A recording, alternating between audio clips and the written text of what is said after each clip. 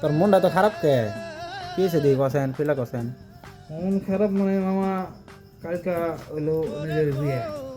তাই তোর মন খারাপ কে তোর হে আনন্দের কথা আনন্দ উঠলাম কিন্তু এখন কাহিনী এলো মামি কি করবো কালকে পরে থেকে তোর নগে আমার নগে তার মানে ধর নে ভালোই চলি হ্যাঁ। রাস্তাঘাটে যেতে আমরা তো যাই, ভালোই চলি হ্যাঁ একসাথে ঘুরি টুরি করি। হ্যাঁ। কালকের পরে থেকে তুই হবি বন্দি বন্দি মানে আমি মামির কাছে খারাপ।